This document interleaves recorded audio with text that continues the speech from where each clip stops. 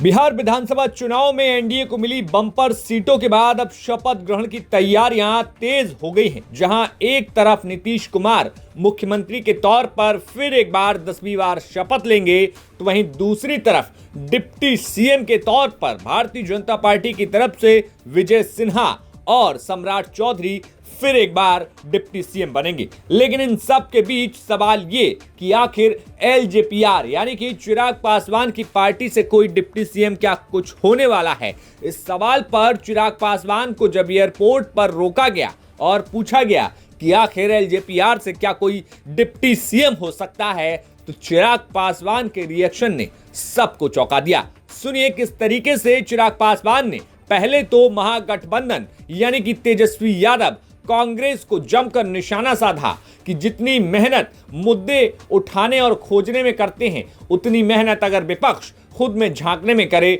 तो सफलता मिलेगी। और उसके बाद डिप्टी सीएम का जैसे ही सवाल हुआ तो किस तरीके से चिराग पासवान नजर आए।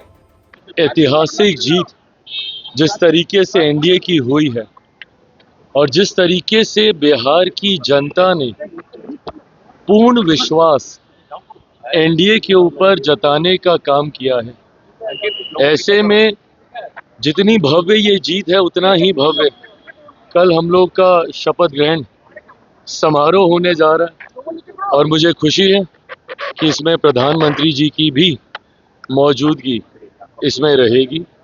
और मैं मानता हूं कि जितनी बड़ी ये जीत है उतना ही बड़ी जिम्मेदारी भी अब हम लोग के ऊपर है।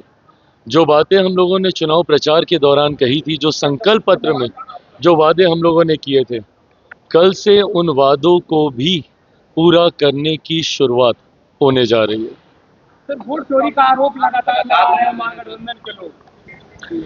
ये बात कर करके इन्होंने बिहार में अपने आप को खत्म कर दिया। अब बंगाल में भी खत्म करेंगे, असम में भी अपने आप को खत्म करेंगे, तमिलनाडु में भी अपने आप को खत्म करेंगे। देश भर में दिक्कत ये है कि विपक्ष के नेता जितना समय बहाना ढूंढने में लगाते हैं, उसका 1% समय भी अगर अपने भीतर झांकने में लगाएं और अपने अंदर सुधार लाने में करें तो संभवतः विपक्ष का कुछ बेहतर हो जाएगा। आज भी इन लोगों को 1% इस बात का एहसास नहीं है कि बिहार की जनता ने राजद को उनकी सोच, उनकी कार्यशैली, उनका जिस तरीके से व्यवहार रहता है उस वजह से नकारने का काम किया। राहुल जी का बार बार ये एसआईआर ये जनता के बीच गया ही नहीं है ये विषय, पर ये लोग इस पे मंथन नहीं करेंगे, ये लोग बहाना ढूंढेंगे। और ये बहाना ढूंढते ढूंढते महागठबंधन बिहार से समाप्त हो गया है और तथाकथित जो इंडिया अलायंस है वो भी देश भर में से समाप्त हो गया है। आपका प्रदर्शन काफी शानदार रहा है, क्या उप मुख्यमंत्री को लेकर के? अरे प्रभु, ये अब ऐसे में चिराग पासवान जहां डिप्टी सीएम के सवाल पर बचते नजर आए, तो दूसरी तरफ डिप्टी सीएम बनने की घोषणा के बाद जब सम्राट चौधरी को पूछा गया तो उन्होंने साफ तौर पर पार्टी को धन्यवाद कहा और कहा कि पार्टी ने जो दायित्व दिया है उसका निर्वहन करेंगे। पार्टी को बहुत धन्यवाद देता हूं, पार्टी ने इतना बड़ा दायित्व दिया। लगातार पार्टी के द्वारा दायित्व दिया गया है जिससे बिहार का विकास किया जाए। हाँ, लगातार। बता दें कि बिहार में प्रभारी के तौर पर उत्तर प्रदेश के डिप्टी सीएम केशव प्रसाद मौर्य को जिम्मेदारी सौंपी गई थी और डिप्टी सीएम केशव प्रसाद मौर्य को ही पर्यवेक्षक बनाकर फिर बिहार भेजा गया। बिहार में पर्यवेक्षक के तौर पर पहुंचे डिप्टी सीएम केशव प्रसाद मौर्य ने जहां एक तरफ सम्राट चौधरी और विजय सिन्हा को डिप्टी सीएम और विधायक दल के नेता और उपनेता के तौर पर चुने जाने की पूरी प्रक्रिया पूरी की, तो वहीं डिप्टी सीएम केशव प्रसाद मौर्य ने कहा कि जोड़ी हिट है और जोड़ी फिट भी है। सुनिए क्या कुछ केशव प्रसाद मौर्य ने बताया।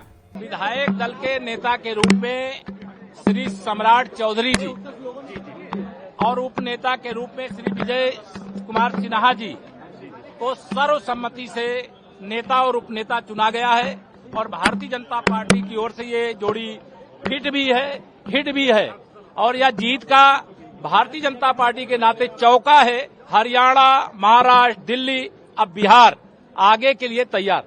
फिलहाल 20 नवंबर को पटना के गांधी मैदान में फिर एक बार ऐतिहासिक तौर पर नीतीश कुमार बिहार में 10वीं बार मुख्यमंत्री के पद की शपथ लेंगे। ऐसे में तमाम राज्यों के, तमाम एनडीए शासित राज्यों के मुख्यमंत्री और साथ ही साथ देश के प्रधानमंत्री भी इस पूरे कार्यक्रम में शामिल होंगे। ऐसे में क्या कुछ और रंग पटना में गांधी मैदान में देखने को मिलते हैं, वो बिहार तक आपको जरूर बताएगा। ब्यूरो रिपोर्ट, बिहार तक।